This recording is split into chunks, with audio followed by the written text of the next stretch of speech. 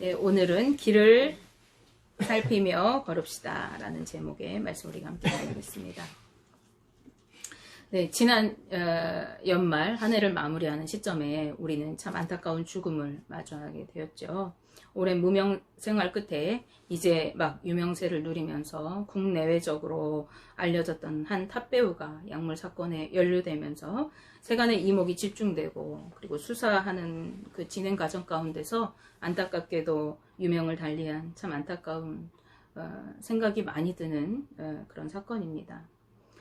굳이 제가 누구의 잘잘못을 따지고 싶지는 않습니다. 하지만요, 한 번의 잘못된 걸음이 많은 이들의 질타와 손가락질, 그리고 비난의 말들과 더해져서 앞날이 창창한 배우이자 또 한 집안의 가장인 젊은이가 죽음으로 내몰게 되었다는 사실은 개인의 인생으로 보아도, 또 그리고 남겨진 그 가족들의 상황으로 보아도, 그리고 그러한 상황을 만들어낸 우리나라의 실태적인 모습으로 보아도 참 마음이 아픈 일이 아닐 수가 없습니다.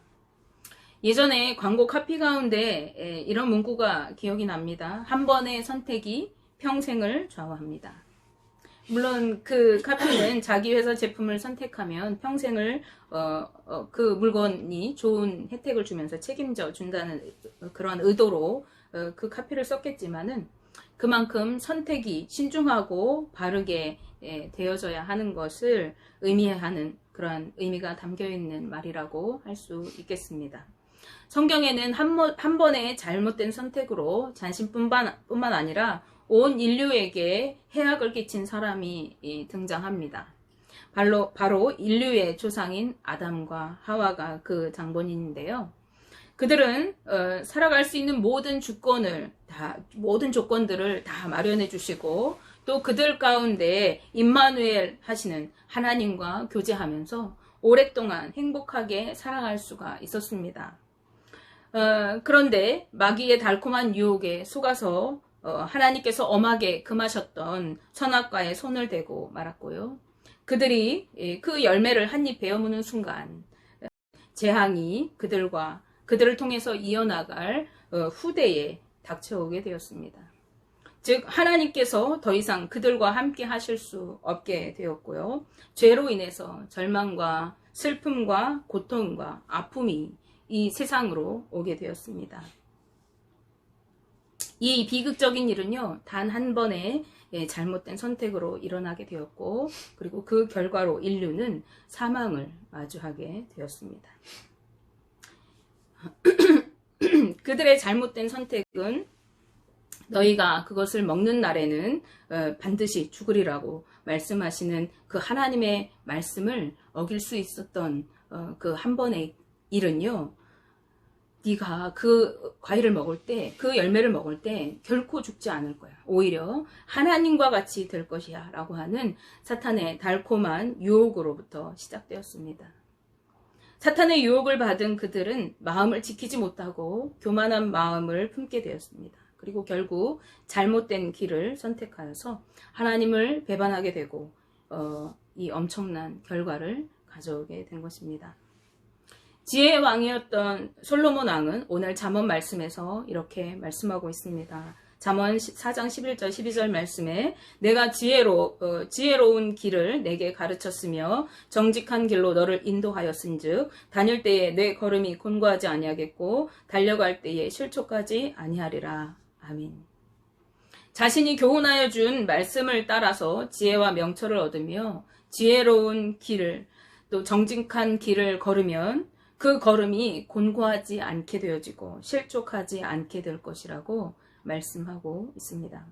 잠언 4장 1절에서 5장 6절까지 말씀은요, 잠언에 등장하는 솔로몬의 15가지의 강화 중에서 7번째 강화에 해당하는 부분입니다. 강화라는 말을 이렇게 사전적으로 찾아보니까요, 그 의미는 강의하듯이 쉽게 풀어서 이야기하는 것이나 또 그렇게 풀어서 이야기한 이야기를 뜻하는 말이다 라고 이렇게 기록해 놓았더라고요. 이 7번째 풀어서 이야기한 이 강화는 3단락으로 나누어져 있습니다. 그리고 각 단락은요, 서두에 지혜에 대한 순종을 촉구하는 내용이 동일하게 들어가 있어요. 그리고 각 단락마다 내용을 달리하는 훈계가 결합되어 있는 형식을 취하고 있습니다. 솔로몬은요, 먼저 강화가 시작되기에 앞서서 자신이 지금 전해주고 있는 이 지혜가 아버지 다윗으로부터 자신이 먼저 받았던 것임을 밝히고 지혜와 명철을 얻기에 힘쓸 것을 이야기합니다. 아버지로부터 이 말씀의 지혜, 교훈을 받았던 솔로몬은요, 하나님의 뜻을 따라서 나라를 잘 다스렸던 통치 초기에 하나님의 은혜로 태평성대를 이루고 열방의 위상을 떨쳤던 그런 왕입니다. 그러나 그가 이방 여인들을 아내로 맞으면서 그들의 신들을 끌어들이게 되면서부터 그의 치세는 꺾이게 되고 그 통치 후반에는요, 자신이 이룩한 나라가 아들 때에 가서는 모두 빼앗기게 되고 그 명맥만 유지할 것이라고 하는 예언을 듣게 되게 됩니다.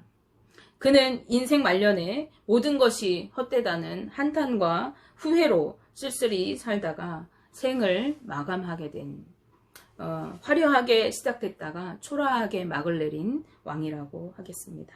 그런 그는요, 자신의 교훈과 훈계를 따라서 지혜와 명철을 얻으며 말씀대로 바르고 정직한 길을 걸으며 살아갈 것을 거듭거듭 강조하는 이 잠언을 남기게 되었던 것입니다. 첫 번째 단락인 잠언 4장 10절에서 19절 말씀에서 솔로몬은 지혜로운 길, 정직한 길을 따르고 사악한 길, 악인의 길을 따르지 말 것을 강조하고 있습니다.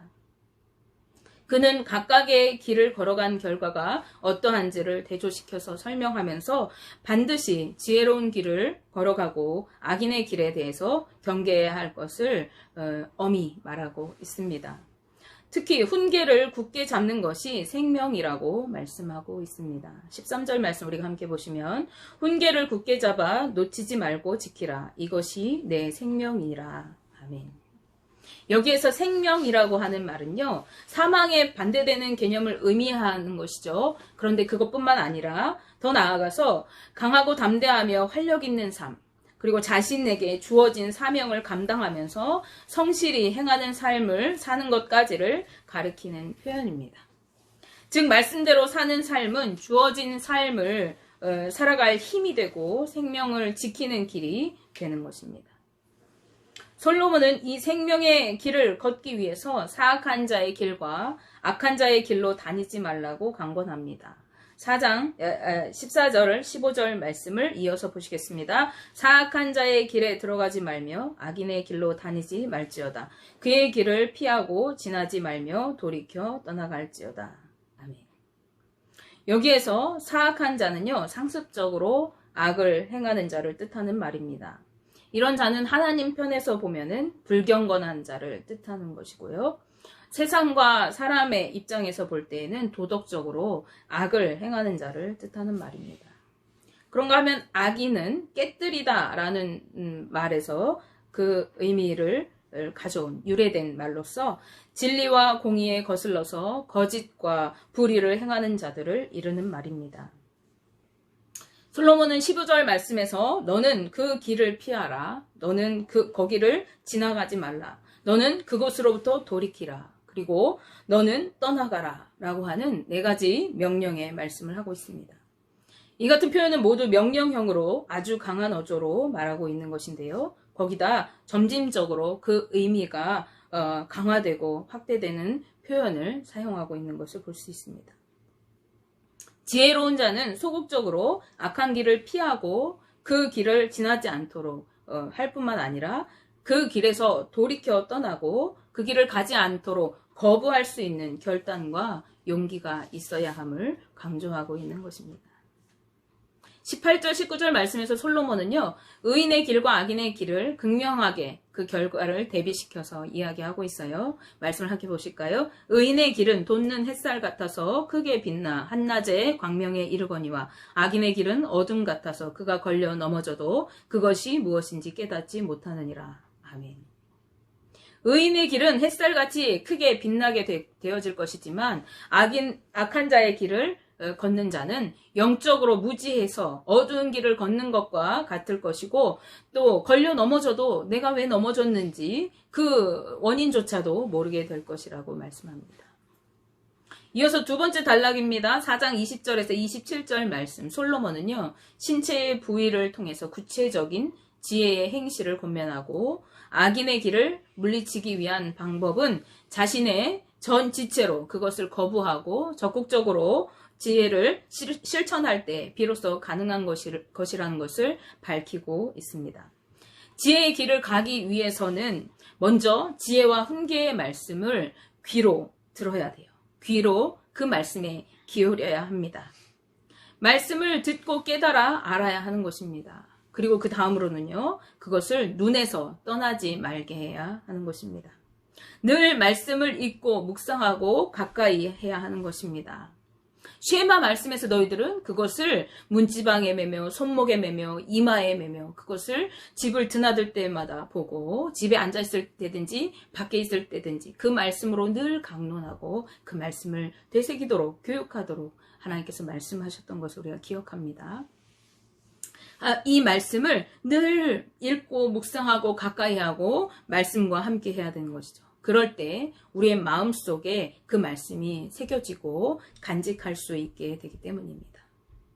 솔로몬은 모든 지킬 만한 것 중에 더욱 마음을 지키라고 말합니다. 그 마음은 어떤 마음이죠? 이 지혜의 말씀을 품고 있는 말씀입니다. 생명의 근원이 이에서 난다고 말하고 있습니다. 죽고 사는 것이 마음을 어디에 두느냐에 달려있는 것입니다. 말씀을 듣고 늘 가까이 하면서 마음에 간직했다면 그 다음은 무엇입니까? 입과 입술에서 악을 제해야 합니다. 24절 말씀에 구부러진 말을 내 입에서 버리며 비뚤어진 말을 내 입술에서 멀리하라고 말씀합니다. 마음속에 주님의 말씀과 지혜를 품고 사는 사람은요, 그 입술에 말씀과 지혜가 흘러나와야 하는 것입니다. 입으로 나오는 모든 것은 마음으로부터 나오는 것이기 때문에 그렇습니다. 그래서 그 사람이 무슨 말을 하고 있는가 하는 것은 그가 마음에 무엇을 품고 살아가는가 그 지표가 되는 것입니다. 그래서 우리의 말에서 구부러진 말, 또 비뚤어진 말, 허망한 말들, 악한 말들을 제하여야 되는 거죠. 다음으로 눈을 바로 바라보아야 합니다. 25절 말씀에 내 눈은 바로 보며 내 눈꺼풀은 내 앞을 곱게 살펴라고 말씀합니다. 말씀에 비추어서 바르게 분별하여 악한 것들에 눈 돌리지 않고 옳은 것들을 바라보고 살아가야 하는 것입니다. 우리는 우리가 보는 대로 그 길을 걸어가게 되어 있습니다. 어디를 바라보는가에 따라서 우리가 걷는 길이 결정되어지는 것입니다. 그러므로 이어지는 26절에서 27절 말씀에 내 발이 행할 길을 평탄하게 하며 내 모든 길을 든든히 하라. 좌로나 우로나 치우치지 말고 내 발을 악에서 떠나게 하라고 이어서 말씀하고 있습니다. 여기서 보시면 이 말씀을 이제 25절부터 쭉 이어서 함께 우리가 생각해 보시면 눈으로 바로 보고 앞을 살펴서 좌로나 우로나 치우치지 않도록 하고 악에서 떠나 바른 길을 가라고 말씀하고 있는 것입니다.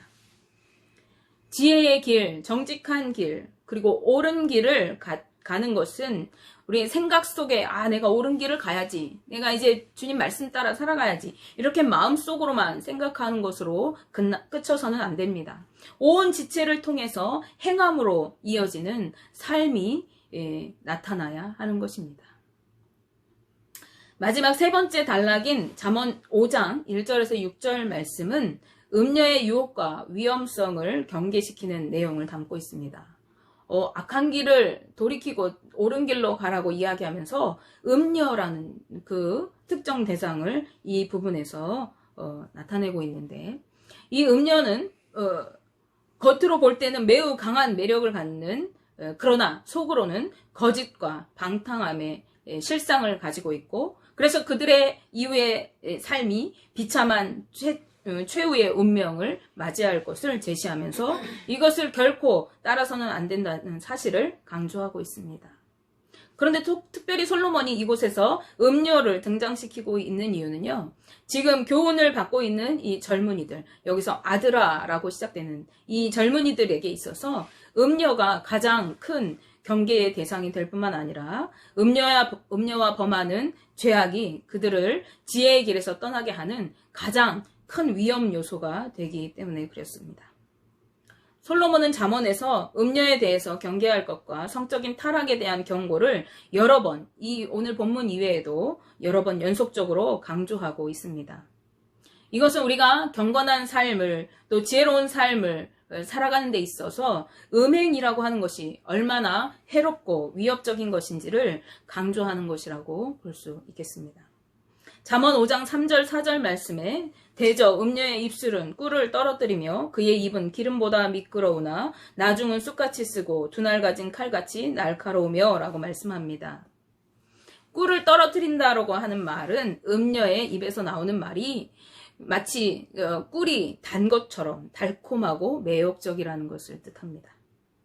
그런가 하면 미끄럽다라고 하는 미끄러우나로 번역된 이 단어의 원형은 미끄럽다고 하는 그런 뜻도 있지만은 아첨하다, 홀이다, 속이다 라고 하는 의미가 포함되어 있다고 합니다. 그래서 이것은 음녀의 말이 매우 설득력이 있고 그럴듯하게 느껴져서 속아 넘어가기에 쉽다는 의미로 해석할 수가 있습니다. 그런데 처음에는 이렇게 꿀처럼 달콤하고 기름처럼 미끄러운 아주 그럴듯하고 매혹적이고 또 속아 넘어가기에 아주 그럴듯한 말이지만은 그 결국은 그들에게 미혹된 자들이 파멸로 가게 되는 파멸의 자리, 죽음의 자리로 내몰리게 되어지는 것입니다. 말씀에서 나중은 쑥같이 쓰고 두 날 가진 칼같이 날카로우리라고 말씀하고 있죠. 여기서 말하는 쑥은요, 우리가 생각하는 쑥개떡 해먹는 쑥이 아니고요. 우리가 먹을 수 없는 독초를 의미하는 그러한 말이라고 합니다. 쓰다라고 하는 이 마라라고 하는 단어는요, 고통과 괴로움을 뜻하는 단어가 되겠습니다.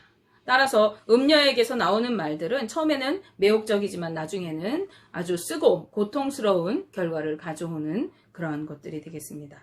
거기다가 두 날 가진 칼이라고 하는 것은 본성에서 우러나오는 잔인하고 사악한 면들이 이후에는 드러나게 될 것을 뜻하는 것입니다. 그런데 이 청년들이 그렇게 달콤하고 또 매끄러운 그 말들이 나중에는 그렇게 될 것이라고 하는 것을 스스로 자신의 힘으로는 분별해서 멀리하거나 배척할 수가 없는 것이죠. 그러므로 솔로몬은 자신의 말과 교훈에 그 지혜와 명철에 귀를 기울이고 주의를 집중할 것을 수없이 강조하고 있는 것입니다. 그렇지 않으면 그들은 음녀와 함께 스올로 나아가는 걸음, 죽음의 걸음을 걷게 될 것이고 생명의 평탄한 길을 찾지 못하게 될 것이기 때문입니다. 우리는 우리의 걸음을 잘 살피고 죽음의 길이 아니라 생명의 길, 지혜의 길을 걸어가기 위해서 지혜와 명철을 얻으며 말씀을 따라 순종하며 살아가야 하겠습니다. 사단의 달콤하고 또 매혹적인 그 유혹에 넘어가서 한 번의 선택을 잘못함으로 이 세상에 죄를 가져오게 한 아담의 그 선택이나 오늘 솔로몬이 경계하는 것처럼 음녀의 호리는 말에 넘어가서 죽음의 길로 걸어가는 어리석고 영적으로 무지한 삶을 사는 것이 아니라 하나님의 말씀과 지혜와 교훈에 깨어 있어서 늘 말씀에 따라 순종하며 의의 길로, 옳은 길로, 지혜의 길로, 그리고 생명의 길로 걸어가는 우리의 삶이 되어야 됩니다. 그리고 그런 우리의 삶이 우리만 하나님의 뜻을 따라 살아가는 것으로 그치는 것이 아니라 이 세상 가운데 어떠한 것이 옳은 길인가, 바른 길인가, 어떠한 것이 생명의 길인가를 나타나는 걸음이 되어야 되는 것입니다. 우리가 한 배우의 죽음으로 처음 이야기를 시작했는데요. 요즘 세대에는 바른 길을 가지 못하는 방황하는 영혼들이 너무나도 많이 있습니다. 이 방황하고 또 어둠의 길을 걷고 있는 그들에게 우리가 옳은 길, 바른 길을 걸어감으로 그들의 삶에 빛을 비추고 맛을 낼 수 있는 그러한 삶을 살아갈 수 있는 우리 성도님들의 삶이 되시기를 주님의 이름으로 축복하며 기도합니다. 기도하겠습니다.